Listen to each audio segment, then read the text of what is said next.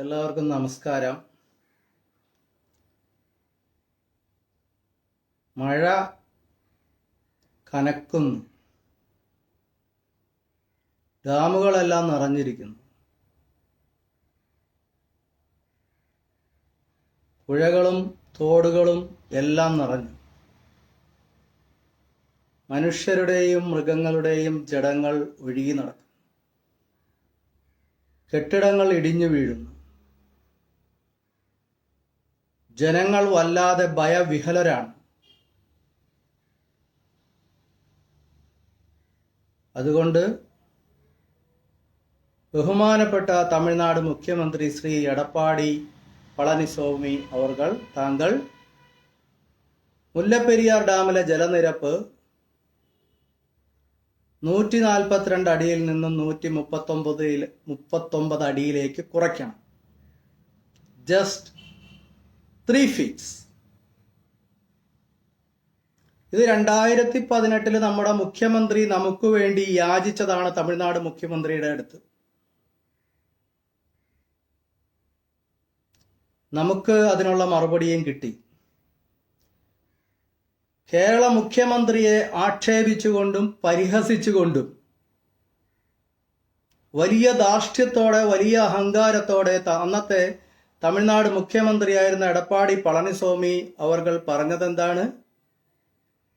ഞങ്ങൾ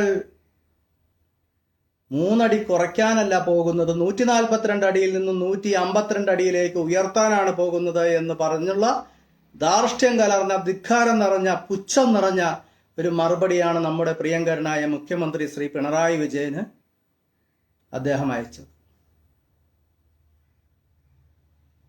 മനസ്സ് കലങ്ങി. നമ്മുടെ മുമ്പിൽ നമ്മുടെ മക്കളുടെ ജഡങ്ങൾ കാണുന്നു, സഹോദരന്മാരുടെ ജഡങ്ങൾ കാണുന്നു, വീടുകൾ തകർന്നു വീഴുന്നു. 2018 കുറിച്ച് എല്ലാവർക്കും ഓർമ്മയുണ്ടാകും. ആ നിമിഷം സുപ്രീം കോടതിയുടെ മുമ്പിൽ പോയി ഞാൻ പറഞ്ഞത്, നമ്മുടെ പ്രിയങ്കരനായ മുഖ്യമന്ത്രി ശ്രീ പിണറായി വിജയൻ പറഞ്ഞത് തന്നെയാണ്. 142 അടിയിൽ നിന്ന് 139 അടിയിലേക്ക് കുറയ്ക്കണം. ഒരൊറ്റ ദിവസം കൊണ്ട് സുപ്രീം കോടതി ബഹുമാനപ്പെട്ട അന്നത്തെ ചീഫ് ജസ്റ്റിസ് ആയിരുന്ന ദീപക് മിശ്ര ഒരൊറ്റ ദിവസം കൊണ്ട് 142 നിന്ന് 139 ജലനിരപ്പ് കുറയ്ക്കാനുള്ള ഉത്തരവിട്ടു. ചരിത്രത്തിൽ ആദ്യമായി തമിഴ്നാടിന്റെ കരണത്തേറ്റ അടിയായിരുന്നു അത്. അവരുടെ ധിക്കാരത്തിനും ധാർഷ്ട്യത്തിനും കേരളത്തിലെ ജനങ്ങൾ കൊടുത്ത ഒരു മറുപടിയായിരുന്നു അത്. ഇത് 2018 കാര്യം. 2017 അവസാനം ഡിസംബറിൽ ഞാൻ ബഹുമാനപ്പെട്ട സുപ്രീം കോടതിയെ സമീപിച്ച് പറഞ്ഞത്, മുല്ലപ്പെരിയാർ ഡാം ഡീകമ്മീഷൻ ചെയ്യണം. നിങ്ങൾ മനസ്സിലാക്കണം, ഞാനൊരു വ്യക്തിയാണ്. ഈ വ്യക്തി പോയി പറയാനുള്ള കാരണം എന്താണ്? 60 വർഷമായി കേരളം ഇടതും വലതും ഭരിക്കുന്നു.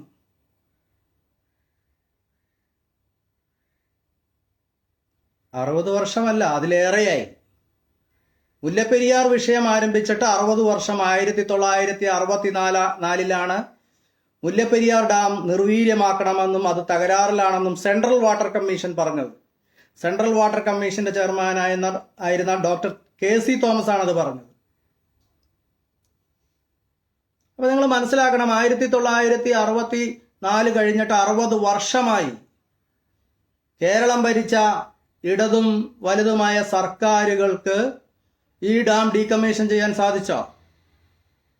അതിന്റെ അർത്ഥം എന്താണ്? നമ്മൾ പാർലമെന്റിലേക്ക് തിരഞ്ഞെടുത്ത് വിടുന്ന 20 MP-മാർ വേസ്റ്റാണ്. നിയമസഭയിലേക്ക് തിരഞ്ഞെടുത്ത് വിടുന്ന 140 MLA-മാരും ഷിയർ വേസ്റ്റ്. അവർക്കൊന്നും മുല്ലപ്പെരിയാർ എന്ന് പറയുന്ന ഡാമിനെ കുറിച്ച് മിണ്ടാൻ പോലുമുള്ള ശക്തിയില്ല. ശരിയല്ലേ? ഇവര് വെറുതെ വേസ്റ്റ് ആണ് എന്ന് ഞാൻ പറയാൻ കാരണം, ഇവരാണ് തമിഴ്നാട്ടിൽ നിന്ന് വരുന്ന പച്ചക്കറികൾ, പഴങ്ങൾ, ഇറച്ചി, മീൻ, മുട്ട, പാല് സകലതും ഇങ്ങോട്ട് കയറ്റേണ്ടത് പരിശോധിച്ച് വിഷമില്ല എന്ന് ഉറപ്പുവരുത്തിയിട്ടാകണം. ഇവർക്കത് സാധിക്കുന്നുണ്ട്. അതുകൊണ്ടാണ് ഞാൻ പറഞ്ഞത് ഇത് വെറും വേസ്റ്റ് ആണ്. 20 MP-മാരും. ഒരാളെ ഒന്ന് കുറച്ച് പറയാട്ടെ. പുതിയതായിട്ട് ശ്രീ സുരേഷ് ഗോപി MP ആയിട്ടുണ്ട്. 19 MP-മാരും വേസ്റ്റ് ആയിരുന്നു. 140 MLA-മാരും വേസ്റ്റ് ആയിരുന്നു. ഇവരാണ് നമ്മളെ കൊണ്ട് വിഷപ്പച്ചക്കറിയും വിഷപ്പഴങ്ങളും ഉപ്പ് തൊട്ട് കർപ്പൂരം വരെയുള്ള സകല സാധനങ്ങളും പാലടക്കം തീറ്റിക്കുന്നത്. പാല് വരെ വിഷമാണ്, വെളിച്ചെണ്ണ വിഷമാണ്. ഈയിടെ എല്ലാ കറി പൗഡേഴ്സും വിഷമാണെന്ന് പറഞ്ഞ് റിപ്പോർട്ട് വന്നു. ഇവിടെ ഒരു ഭരണകൂടമില്ലേ കേരളത്തിൽ? കേരളത്തിലൊരു ഭരണ സംവിധാനമില്ലേ? നമ്മളതെല്ലാം തിന്നാനും കുടിക്കാനും ശ്വസിക്കാനുള്ള കാരണം ഇവിടുത്തെ അഴിമതിയാണ് എന്ന് കേരളത്തിലെ ജനങ്ങൾ തിരിച്ചറിയണം. അതിനുവേണ്ടിയാണ് ഇത്രയും പറഞ്ഞത്. ഇതെല്ലാം മുല്ലപ്പെരിയാറുമായിട്ട് ബന്ധമുണ്ട്. ഇവരറിഞ്ഞോ അറിയാതെയോ ഒരു ചെക്ക് പോസ്റ്റ്, ഒരു ലാബോറട്ടറി ഉണ്ടോയെന്ന് അതിർത്തിയിൽ സജ്ജീകരിച്ചില്ലേ? വിഷമായ ഉൽപ്പന്നങ്ങളാണ് കേരളത്തിലേക്ക് വരുന്നതെങ്കിൽ തിരിച്ചയക്കാൻ. ആദ്യത്തെ ലോറി വന്നു വിഷം, രണ്ടാമത്തെ ലോറി വന്നു, ലോറി തന്നെ വിഷത്തിൽ കൊണ്ടുവന്നിരിക്കുന്നു. ഇവർ തിരിച്ചയച്ചു. മൂന്നാമത്തെ ലോറി തിരിച്ചയക്കാതിരുന്നതിന്റെ കാരണം എന്താണ്? അഴിമതി. സെന്റ് ജോർജ് ഫോർട്ടിൽ നിന്ന് വിളിച്ചു പറഞ്ഞിട്ടുണ്ടാവും, ലാബോറട്ടറി എടുത്ത് മാറ്റിക്കോ. അല്ലെങ്കിൽ മുല്ലപ്പെരിയാർ വിഷയത്തിൽ നിങ്ങൾ 1964 മുതൽ നിങ്ങൾ കൈപ്പറ്റിയുള്ള പണം ഇങ്ങ് തിരിച്ചു വെച്ചിട്ട് ഞങ്ങളുടെ ഒരു ലോറി തടയും. ഇതായിരിക്കാൻ പറഞ്ഞിട്ടുണ്ടാവുക. ഏതായാലും അതിനുശേഷം ലാബോറട്ടറിയും ഇല്ല, ഒന്നുമില്ല. ഈ രാഷ്ട്രീയക്കാരുടെ അഴിമതിയും സ്വജനപക്ഷപാതവും സമ്പൂർണമായ വിനാശമായിട്ട് കേരളത്തിൽ വന്ന് നിബന്ധിച്ചിരിക്കുന്നു. അതുകൊണ്ടാണ് ഞാൻ സുപ്രീം കോടതിയിൽ പോയി ആവശ്യപ്പെട്ടത് 2017 മുല്ലപ്പെരിയാർ ഡാം നിർവീര്യമാക്കുക, ഡീകമ്മീഷൻ ചെയ്യുക. മുല്ലപ്പെരിയാർ ഡാം ഡീകമ്മീഷൻ ചെയ്യുക അല്ലെങ്കിൽ നിർവീര്യമാക്കുക എന്ന് ഞാൻ സുപ്രീം കോടതിയിൽ ആവശ്യപ്പെട്ടപ്പോൾ പലരും പറയുന്നുണ്ട്, കോടതി ഒരു ഉത്തരവ് കൊണ്ട് താങ്ങി നിർത്തിയിരിക്കുന്ന ഡാം അല്ലേ? പലരും മനസ്സിലാക്കി വച്ചിരിക്കുന്നത് അതാണ്. അന്ന് ഞാൻ മുല്ലപ്പെരിയാർ ഡാം ഡീകമ്മീഷൻ ചെയ്യണം, നിർവീര്യമാക്കണം എന്ന് സുപ്രീം കോടതിയിൽ പറഞ്ഞപ്പോൾ എതിർത്തത് കപിൽ സിബൽ എന്ന് പറയുന്ന കേരളത്തിന്റെ വക്കീലാണ്. അതിന്റെ ആവശ്യമില്ല. എംപവേർഡ് കമ്മിറ്റി റിപ്പോർട്ട് അവിടെയുണ്ട്. ആ എംപവേർഡ് കമ്മിറ്റി റിപ്പോർട്ടിൽ എന്താണ് പറയുന്നത്? മുല്ലപ്പെരിയാർ ഡാം സുരക്ഷിതമാണ്, സേഫാണ് എന്നാണെന്നാണ് പറയുന്നത്. നിങ്ങൾ മനസ്സിലാക്കുക, നിങ്ങൾ തെരഞ്ഞെടുക്കുന്ന MLA-മാര് MP-മാര് അവർ നിയന്ത്രിക്കുന്ന ഭരണകൂടം ബഹുമാനപ്പെട്ട സുപ്രീം കോടതിയെ എങ്ങനെയാണ് ചീറ്റ് ചെയ്യുന്നത്, എങ്ങനെയാണ് വഞ്ചിക്കുന്നത്, എങ്ങനെയാണ് മിസ്ഗൈഡ് ചെയ്യുന്നത് എന്ന് നിങ്ങൾ മനസ്സിലാക്കണം. അന്ന് ബഹുമാനപ്പെട്ട അഡ്വക്കേറ്റ് ശ്രീ കപിൽ സിബലാണ് പറഞ്ഞത്, ഇതിന് യാതൊരു വിഷയമില്ല, empowered committee report is there before the Honorable Supreme Court of India.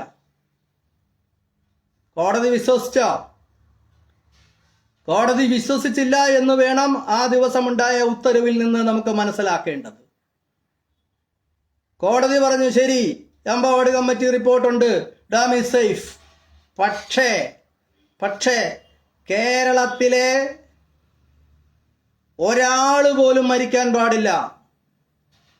നിങ്ങൾ മനസ്സിലാക്കണം, ഇന്ത്യയുടെ പരമോന്നത നീതിന്യായ പീഠം സുപ്രീം കോടതി എത്ര വിജിലന്റ് ആണ് എന്ന് നിങ്ങൾ മനസ്സിലാക്കണം.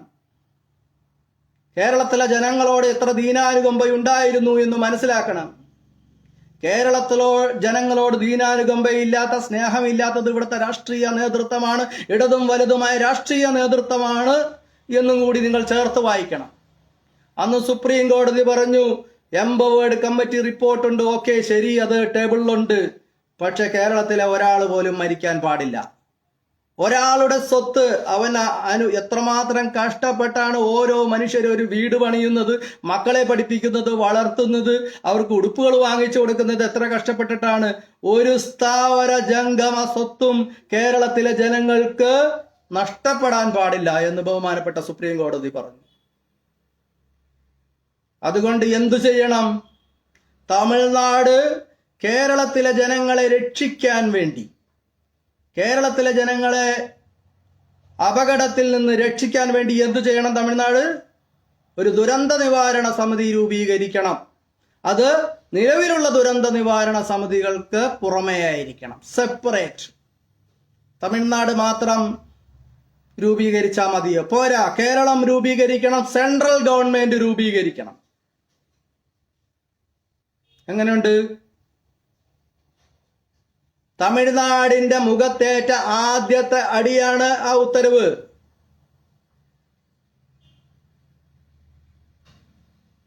എത്രയോ വർഷങ്ങളായി കേരളവും തമിഴ്നാടുമായിട്ട് കേസ് നടത്തുന്നു. ഒരു കേസിൽ പോലും ഒരു പരാമർശം പോലും കേരളത്തിന് അനുകൂലമായിട്ട് വന്നിട്ടില്ല. ഈയിടെ നിങ്ങൾ സോഷ്യൽ മീഡിയയിലും പത്രങ്ങളിലും മാധ്യമങ്ങളിലും എല്ലാം കണ്ടു. എത്ര കോടി രൂപയാണ് മുല്ലപ്പെരിയാർ വിഷയത്തില് കേസ് നടത്താൻ വേണ്ടി കേരള സർക്കാർ വക്കീലന്മാർക്ക് കൊടുത്തത്? എത്ര കോടികളാണെന്ന് നിങ്ങൾ മനസ്സിലാക്കി. ആ കോടികൾ കൊണ്ട് എന്താ പ്രയോജനം? രാഷ്ട്രീയക്കാരുടെ ഇംഗിതത്തിനനുസരിച്ച് സുപ്രീം കോടതിയെ മിസ്ഗൈഡ് ചെയ്യാൻ സാധിച്ചു. അതല്ലേ അവരുടെ നേട്ടം? അതല്ലേ നേട്ടം? കേരള ചരിത്രത്തിൽ രേഖപ്പെടുത്തപ്പെട്ട വിധിയാണ്. സുപ്രീം കോടതിയുടെ ചരിത്രത്തിലും രേഖപ്പെടുത്തിയ റിപ്പോർട്ടാണ്. SCC എന്ന് പറയുന്ന സുപ്രീം കോടതി കേസ് റിപ്പോർട്ട് ചെയ്യുന്നതിൽ മൂന്നാമത്തെ വോളിയത്തിൽ ഈ മുല്ലപ്പെരിയാർ കേസുണ്ട്. Russel Joy versus union of India. ആർക്കും കാണാം, ആർക്കും പരിശോധിക്കാം. സുപ്രീം കോടതി അത് പ്രത്യേകമായി പറഞ്ഞു ഈ കേസ് റിപ്പോർട്ട് ചെയ്യണം. കാരണം ഒരു രാജ്യത്തെ 3.5 കോടി ജനങ്ങളെ സംരക്ഷിക്കാൻ വേണ്ടി ഈ രാജ്യത്തെ പരമോന്നത നീതിപീഠം ഇട്ട ഒരു ഉത്തരവ് മാലോകരൊക്കെ അറിയണം. അതുകൊണ്ട് ഇത് ഇമ്മീഡിയറ്റ്ലി റിപ്പോർട്ട് ചെയ്യാൻ പറഞ്ഞ് വിട്ടു. അത് ഇന്ന് റിപ്പോർട്ടഡ് കേസാണ്. നിങ്ങൾ മനസ്സിലാക്കുക, കേരള സർക്കാർ ഈ ഡാം ഡീകമ്മീഷൻ ചെയ്യണമെന്ന് നാളിതുവരെ സുപ്രീം കോടതിയിൽ പറഞ്ഞതായിട്ട് എനിക്കറിവില്ല. വേറെ ആരെങ്കിലും ഈ ഡാം ഡീകമ്മീഷൻ ചെയ്യണമെന്ന് പറഞ്ഞതായിട്ടും എനിക്കറിവില്ല. അപ്പോ സുപ്രീം കോടതി അല്ല നമുക്കെതിര്. അതാണ് ഞാൻ പലരും പറഞ്ഞു സുപ്രീം കോടതി വിധി കൊണ്ട് താങ്ങി നിർത്തിയിരിക്കുന്ന ഒരു ഡാം എന്ന് പറയാനുള്ള കാരണത്തിനുള്ള മറുപടിയാണ് ഞാൻ ഈ പറഞ്ഞത്. അപ്പോ ആദ്യത്തെ ഉത്തരവ് അങ്ങനെ വരികയാണ്. ആ ഉത്തരവ് വന്നിട്ട് എത്രയോ വർഷങ്ങളായി. ഇന്നേ വരെ ഈ ഡാം ഡീകമ്മീഷൻ ചെയ്യാനായിട്ട് യാതൊരു നടപടികളും കേരള സർക്കാരിന്റെ ഭാഗത്തു നിന്നുണ്ടായിട്ടില്ല. ഇവര് ഡാം പണിയണം, പുതിയ ഡാം പണിയും, അതിനുള്ള DPR തയ്യാറാക്കുന്നു എന്നൊക്കെ പറയുന്നുണ്ട്. പറച്ചില് മാത്രമേ ഉള്ളൂ. ഞാൻ ചോദിക്കട്ടെ, ഇവിടെ 84 ഡാംസ് ഉണ്ട്. ഓരോ ഡാമും എന്ന് പറയുന്നത് ഏക്കർ കണക്കിന് സ്ഥലം വെള്ളത്തിനടിയിലാക്കിക്കൊണ്ട് വെള്ളം കെട്ടി നിർത്തിയിരിക്കുന്ന ഒരു ഏർപ്പാടാണ്. ഈ വെള്ളം ഇങ്ങനെ കെട്ടി നിർത്തിയാൽ എന്ത് സംഭവിക്കും? വെള്ളത്തിന് പ്രഷറുണ്ട്, താഴേക്ക് വലിയൊരു പ്രഷറുണ്ട്. നിങ്ങൾക്കറിയാം, ഭൂമിയുടെ അടിത്തട്ടിലുള്ള പാറകളുടെ ലെയേഴ്സ്, അടുക്കുകളായിട്ടാണ് പാറയുള്ളത്. ഈ വെള്ളത്തിന്റെ പ്രഷർ വരുമ്പോൾ ഈ പാറ തെന്നി മാറും. പതുക്കെ 1 സെന്റിമീറ്റർ വെച്ച് മാറിയാലും മതി. ഇന്ന് നിങ്ങൾ മനസ്സിലാക്കുക, 84 ഡാംസ് ഉണ്ടാക്കി വെച്ചിരിക്കുന്നു. സൗരോർജത്തിനായി സൂര്യപ്രകാശം ധാരാളമുള്ള കേരളത്തിൽ അഴിമതിയുടെ സ്തൂപങ്ങളായി 84 ഡാംസ് ഉണ്ടാക്കി വെച്ചിരിക്കുന്നു. ഈ ഡാംസിന്റെ പ്രഷർ കൊണ്ട് ഭൂമിയുടെ അടിത്തട്ടിലുള്ള പാറകൾ തെന്നി നീങ്ങി എല്ലാ ഡാമിന്റെ അടികളിലും വലിയ ഗർത്തങ്ങൾ, വലിയ പൊത്തുകൾ രൂപപ്പെട്ടിരിക്കുന്നു. അതുകൊണ്ട് എന്തുകൊണ്ടായി നമ്മുടെ കൺമുമ്പിൽ തന്നെ കഴിഞ്ഞ ആഴ്ച തൃശ്ശൂരും പാലക്കാട്ടും 2ഉം 3ഉം പ്രകമ്പനങ്ങൾ ഉണ്ടായില്ലേ? ഈ പ്രകമ്പനങ്ങളുടെ പ്രത്യേകത എന്താണ്? റിക്ടർ സ്കെയിലിൽ മാഗ്നിറ്റ്യൂഡ് 3ൽ അധികമാണ്. ചെറിയ ട്രമേഴ്സ് ആണോ? അത് ചെറിയ ട്രമറാണോ? ഒരിക്കലുമല്ല. ഈ 3 3 and 3.1 and 2 എത്തിയത് എവിടുന്നാണ്? 2011 തൊട്ടാണ്. 2011 22 ഭൂകമ്പങ്ങൾ ഉണ്ടായി, റിക്ടർ സ്കെയിലിൽ 2 മാഗ്നിറ്റ്യൂഡ് കാണിച്ചത്. 2011 മുതലും 24 ആയപ്പോഴേക്കും റിക്ടർ സ്കെയിലില് എർത്ത്ക്വേക്സിന്റെ ഭൂകമ്പങ്ങളുടെ മാഗ്നിറ്റ്യൂഡ് കൂടി വന്ന് 2ൽ നിന്ന് 2.4 2.25 കൂടി വന്ന് ഇപ്പോ 3.4 ഫിനിഷ് ചെയ്തിരിക്കുന്നു. നിങ്ങൾ മനസ്സിലാക്കുക, 84 ഡാംസ് ഉണ്ടാക്കി വെച്ച് സഹ്യപർവ്വതമാകെ തകർത്ത് കേരളത്തിന്റെ പ്രകൃതി മുഴുവനും നശിപ്പിച്ച് നദികളെ ഇല്ലാതാക്കി. ഒരു നദിയിൽ ഇപ്പോൾ വെള്ളമില്ല. വെള്ളമുള്ള ആകപ്പാടുള്ള ഒരു നദി പെരിയാറാണ്. നദികളിൽ വെള്ളമില്ലാണ്ടാക്കി, കുളങ്ങളും കിണറുകളും നശിപ്പിച്ച്, പ്രകൃതി നശിപ്പിച്ച്, സഹ്യപർവ്വതം തന്നെ നശിപ്പിച്ച്, സകല പ്രകൃതി ദ്രോഹങ്ങളും ചെയ്ത് 84 ഡാംസ് ഉണ്ടാക്കി വെച്ച് എന്താ ഈ നാട്ടിൽ സംഭവിച്ചത്? ഒട്ടും ഭൂകമ്പ സാധ്യതയില്ലാത്ത കേരളം ഇന്ന് അതിതീവ്ര ഭൂകമ്പ സാധ്യതയുള്ള 3rd സോണിലാണ്. ഇവിടെ എപ്പോൾ വേണമെങ്കിലും റിക്ടർ സ്കെയിലിൽ മാഗ്നിറ്റ്യൂഡ് 7 വരുന്ന ഭൂകമ്പം ഉണ്ടാകാം. എത്ര ദാരുണമാണ് നമ്മുടെ കേരളത്തിന്റെ സ്ഥിതി എന്ന് നിങ്ങൾ ചിന്തിക്കുക. ഇവിടുത്തെ രാഷ്ട്രീയ നേതൃത്വം വരുത്തിക്കൂട്ടി വെച്ചിരിക്കുന്നതാണ്. നമ്മുടെയൊക്കെ ജീവൻ എന്തെങ്കിലും ഒരു വിലയുണ്ടോ? എന്നെ കേൾക്കുന്ന മലയാളി മക്കൾ ചിന്തിക്കുക. എന്റെയോ നിങ്ങളുടെയോ നമ്മുടെ മക്കളുടെയോ സഹോദരീ സഹോദരന്മാരുടെയോ മാതാപിതാക്കളുടെ ജീവന് ഇവിടുത്തെ കേരളത്തിലെ രാഷ്ട്രീയ നേതൃത്വം പുല്ല് വില കൽപ്പിക്കുന്നുണ്ടോ? നിങ്ങൾ ചിന്തിക്കുക. നിങ്ങൾ തെരഞ്ഞെടുത്തില്ലേ? ഈ കഴിഞ്ഞ പാർലമെന്റ് തെരഞ്ഞെടുപ്പിൽ 20 എംപിമാരെ നിങ്ങൾ തെരഞ്ഞെടുത്തു. അതിൽ 19 പേരുടെ രാഷ്ട്രീയ പ്രസ്ഥാനങ്ങളും ഷിയർ വേസ്റ്റ് ആണെന്ന് നമുക്കറിയാം. ഇല്ല, എന്ത് പ്രയോജനം? നിങ്ങൾ വെയിലുകൊണ്ട് ഇലക്ഷന് പോയി ക്യൂ നിന്ന് ഇവരെ തെരഞ്ഞെടുത്തിട്ട് നിങ്ങൾക്ക് കിട്ടുന്നത് എന്താണ്? പച്ച വെള്ളം കുടിക്കാൻ സാധിക്കുന്നുണ്ടോ? ഒരു പച്ചമുളക് പോലും വിഷമില്ലാത്തത് നിങ്ങൾക്ക് ലഭിക്കുന്നുണ്ടോ? എന്ത് ഭരണമാണ് ഈ കേരളത്തിൽ നടക്കുന്നത്? ഭരണം തന്നെ നടക്കുന്നുണ്ടോ? നിങ്ങൾ ഇത്ര മോശമായിട്ടാണ് നിങ്ങളുടെ ചിന്താഗതി എങ്കിൽ, ഇത്ര വിഡ്ഢിത്തരങ്ങളാണ് നിങ്ങളുടെ തലയിൽ ഉള്ളത് എങ്കിൽ ചരിത്രം അത് രേഖപ്പെടുത്തും. കേരളത്തിൽ 3.5 കോടി ജനങ്ങൾ ഉണ്ടായിരുന്നു. മൊത്തം പോഴന്മാരായിരുന്നു, വിഡ്ഢികളായിരുന്നു, ഒന്നിനും കൊള്ളാത്തവരായിരുന്നു. അവരൊക്കെ ഒരു ഡാം തകർച്ചയിൽ ഒഴുകിപ്പോയി എന്ന് ഇവിടെ BBC-യും CNN-ഉം ഒക്കെ റിപ്പോർട്ട് ചെയ്യുന്ന ഒരു കാലം വന്നാൽ അതിശയപ്പെടാനില്ല. നമ്മൾ ചെയ്തുകൊണ്ടിരിക്കുന്ന അതാണ്. പ്രതികരിക്കുന്നില്ല. കൊച്ചിയിൽ ടൺ കണക്കിന് മാലിന്യം ഇങ്ങനെ കൂട്ടിയിട്ട് 80 കോടി, എന്റെ അറിവ് ശരിയാണെങ്കിൽ 80 കോടി മാലിന്യ നിർമ്മാർജ്ജനത്തിന് വകയിരുത്തിയിട്ടുണ്ടായിരുന്നു കൊച്ചിൻ കോർപ്പറേഷൻ. എന്നിട്ട് ഒരു തീപ്പെട്ടി കൊള്ളി കൊണ്ട് അത് പരിഹരിച്ചപ്പോൾ ഡയോക്സിൻ എന്ന് പറയുന്ന മാരകമായ വിഷമാണ് കൊച്ചിയിലെ കുഞ്ഞുകുട്ടികൾ മുതൽ ആബാല വൃദ്ധർ ജനങ്ങളും ശ്വസിച്ചത്. കൊച്ചിയിൽ ജഡ്ജസ് ഉണ്ട്, ലോയേഴ്സ് ഉണ്ട്, അഡ്വക്കേറ്റ്സ് ഉണ്ട്, ചാർട്ടേഡ് അക്കൗണ്ടൻസ് ഉണ്ട്, ടീച്ചേഴ്സ് ഉണ്ട്. എലൈറ്റ് ക്ലാസ് ആണ്. ആരെങ്കിലും ഒരാള് ഒരു കുട്ടി പോലും എഴുന്നേറ്റ് നിന്ന് രാജാവ് നഗ്നനാണെന്ന് പറഞ്ഞില്ല. അത്ര പ്രതികരണശേഷി നഷ്ടപ്പെട്ട ഒരു ജനം, അത്ര ബോധമില്ലാത്ത ഒരു ജനം, പോഴന്മാരുടെ ഒരു ലോകം. മന്ദബുദ്ധിയാണെന്ന് പറയാനും കൂടി പറ്റൂല. മന്ദബുദ്ധിയാണെങ്കിൽ കുറച്ചെങ്കിലും ബുദ്ധിയുണ്ടെന്ന് സമ്മതിക്കേണ്ടി വരും. അത്തരം ഒരു കേരളത്തിലല്ലേ നമ്മൾ ജീവിച്ചിരിക്കുന്നതെന്ന് സ്വയം ഒന്ന് ആലോചിക്കുക. ഞാനിത് നിങ്ങൾ കേൾക്കാൻ വേണ്ടി മാത്രം പറയുന്നതല്ല, ലോകത്തിലെ ജനങ്ങൾ മുഴുവനും കേൾക്കാൻ വേണ്ടിയിട്ടാണ്. മനസ്സിലായോ? കാരണം ഇത്തരം കുറെ ആളുകൾ ഈ നാട്ടിൽ ജീവിച്ചിരുന്നു എന്ന് ഭാവി ചരിത്രം വിലയിരുത്തപ്പെടാൻ ഇടയാകരുത് എന്നുള്ള ആ ഒരു മനസ്സിന്റെ വലിയ ഒരു ആഗ്രഹത്തിന്റെ പുറത്താണ് ഞാനിത് പറയുന്നത്. മുല്ലപ്പെരിയാർ സമരസമിതി സമരം നയിച്ച് കേരളം മുഴുവൻ അതിന്റെ കൂടെ നിന്ന് അത് വിജയിക്കുമെന്നായപ്പോ ആ സമരസമിതിയുടെ ചെയർമാൻ തന്നെ പുതിയ ഒരു സിദ്ധാന്തം കൊണ്ടുവന്നില്ലേ? ടണൽ സിദ്ധാന്തം. അതിനെ പിന്താക്കിക്കൊണ്ട് ഈ നാട്ടിലെ ജനങ്ങൾ മുഴുവനും ആദരവോടുകൂടി നിൽക്കുന്ന കാണുന്ന ഒരു മെട്രോമാനും വന്നു. ഞാൻ ഈ മെട്രോമാനോട് ചോദിക്കട്ടെ, താങ്കൾ കെ-റെയിലിനെ പറ്റി താങ്കളോട് ചോദിച്ചപ്പോൾ, താങ്കളുടെ വിഷയമാണത്, റെയിൽവേ താങ്കളുടെ വിഷയമാണ്, താങ്കൾക്ക് അത് പ്രത്യേകിച്ച് പഠിക്കാനൊന്നുമില്ല. ആ വിഷയത്തെക്കുറിച്ച് താങ്കളോട് ചോദിച്ചപ്പോൾ ശ്രീ മെട്രോമാൻ താങ്കൾ എന്താണ് പറഞ്ഞത്? ഞാൻ പഠിച്ചിട്ട് പറയാം അല്ലേ? മുല്ലപ്പെരിയാർ കേസിൽ താങ്കൾ പറഞ്ഞോ ടണലിന്റെ കാര്യത്തിൽ ഞാൻ ടണലിനെ കുറിച്ചൊന്ന് പഠിച്ചിട്ട് പറയാമെന്ന് താങ്കൾ പറഞ്ഞോ? പറഞ്ഞില്ല. അതെന്താ കാരണം?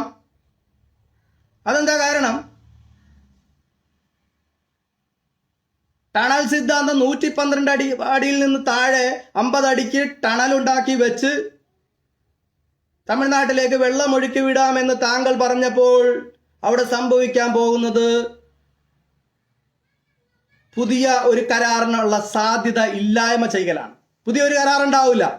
മുല്ലപ്പെരിയാറിന്റെ ഈ 999 വർഷത്തെ അടിമ കരാറുണ്ടല്ലോ, എന്റെയും നിങ്ങളുടെയും കാലം കഴിഞ്ഞാലും നമ്മളുടെ മക്കളുടെ കാലം കഴിഞ്ഞാലും അവരുടെ മക്കളുടെ കാലം കഴിഞ്ഞാലും തീരാത്ത ഒരു കരാറുണ്ട് 999 വർഷത്തെ. ആ കരാറ് അവിടെ തന്നെ നിൽക്കും, ഈ ടണലുണ്ടാക്കി വെച്ച. ഞാൻ ശ്രീ മെട്രോമാനോട് ചോദിക്കട്ടെ, 112 അടിയിൽ താഴെ ചെളിയാണ്. അപ്പൊ 112 അടിക്ക് താഴെ 50 അടിക്ക് താത്തി ടണല് വെച്ചാൽ ഈ 52 അടി ചെളി നിങ്ങൾ എവിടെ കൊണ്ടുപോയി ഇടും? നിങ്ങൾ സമ്മതിക്കോ? ഈ ചെളി എടുത്തു കൊണ്ടുപോയി നിങ്ങളുടെ വീട്ടുമുറ്റത്ത്, ശ്രീ മെട്രോമാനോടാണ് ചോദിക്കുന്നത്, നിങ്ങളുടെ വീട്ടുമുറ്റത്ത് ഇടാൻ നിങ്ങൾ സമ്മതിക്കോ? വേറെ എവിടെയും ഇടാൻ പറ്റില്ല. കാരണം ഇത് ഫോറസ്റ്റിൽ ഇടാൻ പറ്റില്ല. 2 അടി വെള്ളം തുറന്നു വിട്ടപ്പോൾ ആലുവക്കാർ അനുഭവിച്ചത് ഞാൻ കണ്ണാലെ കണ്ടതാണ്. എല്ലാ റബ്ബർ മരങ്ങളും ഉണങ്ങിപ്പോയി, ചെളി വന്ന് മൂടിയ സ്ഥലങ്ങളിലെല്ലാം തെങ്ങും കവുങ്ങും വാഴയൊക്കെ ഏക്കർ കണക്കിനാണ് ഉണങ്ങിപ്പോയത്. അത്ര വിഷകരമായ പദാർത്ഥമാണ് ഈ ഡാമിന്റെ അടിയിലെ ചെളി. അതെവിടെ കൊണ്ടുപോയി ഇടും? തമിഴ്നാട്ടിലെ തേനി ഡിസ്ട്രിക്റ്റിൽ ഒരു തുള്ളി കടത്താനായിട്ട് ബോധമുള്ള തമിഴന്മാർ സമ്മതിക്കോ? നമ്മുടെ ഇവിടുത്തെ പോലെ പോഴന്മാരല്ല അവിടെ ഉള്ളവര്. ഈ ചെളിയുടെ ഒരംശം പോലും തേനി ഡിസ്ട്രിക്റ്റിലേക്ക് കടത്താൻ അവർ സമ്മതിക്കില്ല. പിന്നെ എവിടെ ഇടും? ഫോറസ്റ്റിൽ ഇടാൻ പറ്റുമോ? ഫോറസ്റ്റിനും മനുഷ്യനേക്കാളും പ്രൊട്ടക്ഷനും നിയമത്തിന്റെ സംരക്ഷണവും ഉള്ള നാടാണ് ഇന്ത്യ മഹാരാജ്യം. ഫോറസ്റ്റിൽ ഇടാൻ പറ്റില്ല. പിന്നെ നിങ്ങൾ എന്താണ് പറഞ്ഞത്? ഈ ചെളി കൊണ്ടുപോയി നിങ്ങളുടെ വീട്ടുമുറ്റത്ത് ഇടാമെന്നാണോ? ആണോ? കേരളത്തിലെ ജനങ്ങളെ ഇത്രമാത്രം ഒരു വലിയ മനുഷ്യനാണ് നിങ്ങൾ. അത് നിങ്ങൾ മറന്നുപോയി. നിങ്ങൾ ഒരു കാര്യം പറയുമ്പോൾ നിങ്ങൾ എവിടെയാണ് ഉള്ളതെന്ന് നിങ്ങൾ ചിന്തിക്കണം. ഈ ടണൽ സിദ്ധാന്തത്തിന് ഒരുപാട് ദോഷങ്ങളുണ്ട്. എല്ലാം കൂടി പറയാനായിട്ട് എനിക്കിവിടെ നേരമില്ല. ഞാൻ അതവിടെ നിർത്താണ്. മനസ്സിലായോ? മറ്റേയാള് മുല്ലപ്പെരിയാർ സമരസമിതിയുടെ ചെയർമാൻ പറഞ്ഞത് അയാൾക്ക് വേറെ ലക്ഷ്യങ്ങളുണ്ടാവും, അത് ചിലപ്പോൾ അയാൾക്ക് സാധിച്ചിട്ടുണ്ടാവും. നിങ്ങൾ എന്തുകൊണ്ട് പറഞ്ഞു എന്നാണ് എനിക്ക് മനസ്സിലാവാത്തത്. ഇപ്പോ എല്ലാവരും സുരേഷ് ഗോപി നമ്മുടെ ബഹുമാനപ്പെട്ട കേന്ദ്രമന്ത്രി ശ്രീ സുരേഷ് ഗോപിയിൽ പ്രത്യാശ വച്ചിരിക്കുന്നു. ഒരു തെറ്റും എനിക്ക് പറയാനില്ല. പക്ഷേ എനിക്ക് വലിയ സംശയമാണ് സുരേഷ് ഗോപി അദ്ദേഹത്തിന് ഇത് സാധിക്കുമോ എന്നുള്ള കാര്യത്തിൽ. എനിക്കറിയാം, കേരളത്തിലെ അഴിമതി പണം 100 രൂപ കിട്ടിയാൽ 40 രൂപ LDFന്, 40 രൂപ UDFന്, 20 രൂപ BJPയുടെ നേതൃത്വത്തിനും മാധ്യമങ്ങൾക്കുമാണ്. ഞാൻ രാഷ്ട്രീയക്കാരനല്ല. ഞാൻ ഈ മുല്ലപ്പെരിയാർ വിഷയവുമായി മാത്രം, ഇത് ആരും പറയാതിരുന്നപ്പോൾ കേരളത്തിലെ ജനങ്ങളുടെ ജീവന് വേണ്ടി ആരെങ്കിലും സ്വജീവൻ വെച്ചിട്ട് പോരാടണമല്ലോ എന്ന് വിചാരിച്ച് വന്ന ആളാണ് ഞാൻ മനസ്സിലാക്കിയ കാര്യമാണ്. കേരളത്തിൽ നടക്കുന്ന അഴിമതിയുടെ വിഹിതം പറ്റുന്നത് 40:4:2 ഈ അനുപാതത്തിലാണ്. ശ്രീ സുരേഷ് ഗോപി, അദ്ദേഹത്തോടുള്ള എല്ലാ ബഹുമാനത്തോടും കൂടി ഞാൻ ചോദിക്കട്ടെ, നിങ്ങൾക്ക് സാധിക്കുമോ? കേരളത്തിലെ BJP നേതൃത്വത്തെ പിണക്കിക്കൊണ്ട് ഈ മുല്ലപ്പെരിയാർ വിഷയത്തിൽ കേരളത്തിന് അനുകൂലമായൊരു നിലപാടെടുത്ത് മുന്നോട്ട് പോകാൻ നിങ്ങൾക്ക് സാധിക്കുമോ? സാധിക്കുമെങ്കിൽ ഈ ലോകം നിങ്ങളുടെ കൂടെ നിൽക്കും, ഈ പ്രപഞ്ചം നിങ്ങളുടെ കൂടെ നിൽക്കും, സകല ചരാചരങ്ങളും നിങ്ങളുടെ കൂടെ നിൽക്കും. കാരണം അങ്ങനെ നിങ്ങൾ ചെയ്താൽ അതിൽ നീതിയുണ്ട്, സത്യമുണ്ട്, ധർമ്മമുണ്ട്. നിങ്ങൾ ചെയ്യേണ്ടത് എന്താണ്? അതുകൂടി ഞാൻ പറഞ്ഞു തരാം. ഇത് കേരളത്തിലെ ജനങ്ങളോടല്ല, ഇത് ശ്രീ സുരേഷ് ഗോപി MPയോട് മാത്രം പറയുന്നതാണ്. ഞാൻ സുപ്രീം കോടതിയിൽ പറഞ്ഞിരിക്കുന്നത് ഇത്ര മാത്രമേ ഉള്ളൂ. ഇന്റർനാഷണൽ റിലയബിലിറ്റി സയന്റിസ്റ്റുകൾ വന്ന് മുല്ലപ്പെരിയാർ ഡാം പരിശോധിച്ച് അതിന്റെ ഡേറ്റ് ഓഫ് ഡീകമ്മീഷനിങ് ഫിക്സ് ചെയ്യണം. അത് എന്ന് നിർവീര്യമാക്കും, എന്ന് വരെ ആ ഡാം നിൽക്കും, ആ ഡേറ്റ് ഫിക്സ് ചെയ്യണം. ഇത്രയേ ഉള്ളൂ. താങ്കൾ ശ്രീ സുരേഷ് ഗോപി, താങ്കൾ കേരളത്തിലെ ജനങ്ങളെ സ്നേഹിക്കുന്നുവെങ്കിൽ, 3.5 കോടി ജനങ്ങളുടെ നേതൃത്വം ഏറ്റെടുക്കാൻ തയ്യാറാവുമെങ്കിൽ, ഈ ഒരു വിഷയത്തിന് വേണ്ടി സ്വജീവൻ പോലും ബലിയർപ്പിക്കാൻ തയ്യാറാവും താങ്കൾ എങ്കിൽ, താങ്കൾ ലോകസഭയിൽ ആവശ്യപ്പെടണം. താങ്കൾ ഇന്ന് തെരഞ്ഞെടുക്കപ്പെട്ട അതിഭൂരിപക്ഷത്തോടെ തൃശ്ശൂരിൽ നിന്ന് തെരഞ്ഞെടുത്ത ഒരു ജനപ്രതിനിധിയാണ്. തൃശ്ശൂരത്തെ ജനങ്ങൾ എന്തുകൊണ്ടാണ് താങ്കളെ തെരഞ്ഞെടുത്തു എന്നുകൂടി താങ്കൾ ഇതിന്റെ കൂടെ ചേർത്ത് വായിക്കണം. ഒരു BJP നേതാവും കേരളത്തിൽ നിന്ന് ജയിച്ചിട്ടില്ല.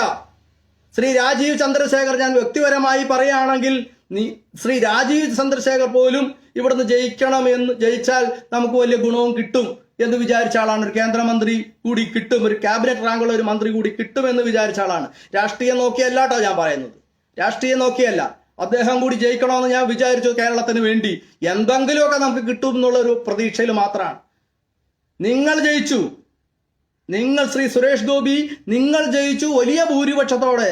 തൃശ്ശൂരുള്ള ക്രിസ്ത്യാനികളും മുസ്ലിങ്ങളും നിങ്ങളെ വേറിട്ട് കണ്ടില്ല. അവരിൽ ഒരാളായിട്ട് നിങ്ങളെ എടുത്തിട്ടുണ്ട്.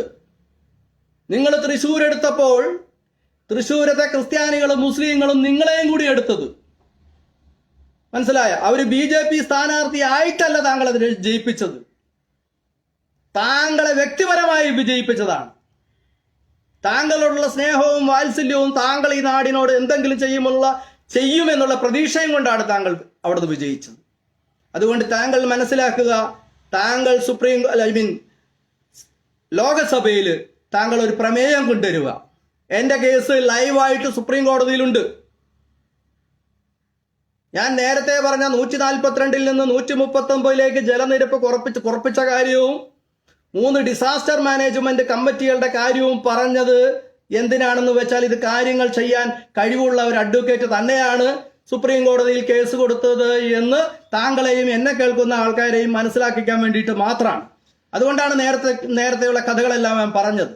അതുകൊണ്ട് ഇത് കാച്ചി കുറുക്കിയെടുത്ത ഒരു കേസാണ്. അതിൽ ഇത്ര മാത്രമാണ് ഞാൻ ആവശ്യപ്പെടുന്നുള്ളത്. ഇന്റർനാഷണൽ റിലയബിലിറ്റി സയന്റിസ്റ്റുകൾ വന്ന് മുല്ലപ്പെരിയാർ ഡാം പരിശോധിക്കുക, എന്നിട്ട് അതിന്റെ ഡേറ്റ് ഓഫ് ഡീകമ്മീഷനിങ് ഫിക്സ് ചെയ്യുക. ഇതിന് കേന്ദ്ര സർക്കാർ ചെയ്യണം. എന്റെ കേസിലാണ്, കേരളത്തിലെ മുഴുവൻ ജനങ്ങളും അറിയാനാണ് ഞാൻ പറയുന്നത്. എന്റെ കേസിലാണ് ആദ്യമായി ഇന്ത്യയുടെ പ്രധാനമന്ത്രി ശ്രീ നരേന്ദ്രമോദിജി എതിർകക്ഷിയായി വന്നത്. ഈ കേരളവും തമിഴ്നാടും കൂടി കേസ് നടത്തി കളിച്ചപ്പോഴൊന്നും കേന്ദ്ര സർക്കാർ കക്ഷിയല്ല, മനസ്സിലായ? കേന്ദ്ര സർക്കാർ കക്ഷിയല്ല. വേറെയും ഒരുപാട് ന്യൂനതകൾ കേരളത്തിന്റെ കേസിലുണ്ട്. അതൊന്നും പറയാൻ എനിക്ക് സമയം ഇല്ലാത്തത് കൊണ്ട് അതൊന്നും പറയുന്നില്ല. അപ്പോൾ ശ്രീ സുരേഷ് ഗോപി, ഇത്രയാണ് താങ്കൾ ചെയ്യേണ്ടത്. താങ്കൾ ലോകസഭയിൽ 19 MP-മാരെയും ലജ്ജിപ്പിച്ചുകൊണ്ട് WPC 771 of 2021 എന്നുള്ള കേസിനെ പിന്താങ്ങിക്കൊണ്ട് ഇന്റർനാഷണൽ റിലയബിലിറ്റി സയന്റിസ്റ്റുകൾ വന്ന് ഡാം പരിശോധിച്ച് അതിന്റെ ഡേറ്റ് ഓഫ് ഡീകമ്മീഷനിങ് ചെയ്യണം, ഡേറ്റ് ഓഫ് ഡീകമ്മീഷനിങ് പറയണം എന്നാവശ്യപ്പെട്ടുള്ള ആ കേസിനെ പിന്താങ്ങുക. കേന്ദ്ര സർക്കാർ ഇത്രയും പറഞ്ഞാൽ മതി. ഈ കേസിനെ WPC 771 of 2021 എന്ന കേസിനെ കേന്ദ്ര സർക്കാർ പിന്തുണയ്ക്കുന്നു. ഇന്റർനാഷണൽ റിലയബിലിറ്റി സയന്റിസ്റ്റുകൾ വന്ന് മുല്ലപ്പെരിയാർ ഡാം പരിശോധിക്കട്ടെ. അതിനു വേണ്ടുന്ന ചെലവ്, വളരെ നിസ്സാരമായ ചെലവ്, അത് കേന്ദ്ര സർക്കാർ വഹിച്ചുകൊള്ളാം. ഇങ്ങനെ 2 സെന്റൻസ് പറഞ്ഞ് സുപ്രീം കോടതിയിൽ കേന്ദ്ര സർക്കാർ ഒരു അഫിഡവിറ്റ് ഇട്ടാൽ മുല്ലപ്പെരിയാർ പ്രശ്നം അവിടെ തീർന്നു. താങ്കൾ ഒരു ISRO സയന്റിസ്റ്റുകളെയും കാണണ്ട, താങ്കൾ ഇത് പഠിക്കാനും പോകണ്ട, താങ്കൾ ഒരു വിദഗ്ധ സമിതിയോട് ഇതിനെക്കുറിച്ചുള്ള ഉപദേശങ്ങൾ തേടണ്ട. താങ്കൾ ഇത്രമാത്രം പറഞ്ഞാൽ മതി. ഈ കേസിനെ WPC 771 of 2021 എന്ന് പറയുന്ന സുപ്രീം കോടതിയിൽ ലൈവായി നിൽക്കുന്ന ഈ കേസിനെ കേന്ദ്ര സർക്കാർ പിന്തുണയ്ക്കുക. ഇത്രയും താങ്കൾ പറഞ്ഞാൽ മതി. ഈ വിഷയം 60 വർഷമായിട്ട് പരിഹരിക്കപ്പെടാത്ത ഈ വിഷയം പരിഹരിക്കപ്പെടും. കാരണം എന്താണ്? റിലയബിലിറ്റി സയൻസ് പ്രകാരം ഒരു ഡാമിന്റെ മാക്സിമം കാലാവധി 40 വർഷം മാത്രമാണ്. ഞാൻ ഏറെ പറയുന്നില്ല, ഇവിടെ നിർത്തുകയാണ്. കാരണം എല്ലാം പറഞ്ഞു കഴിഞ്ഞു.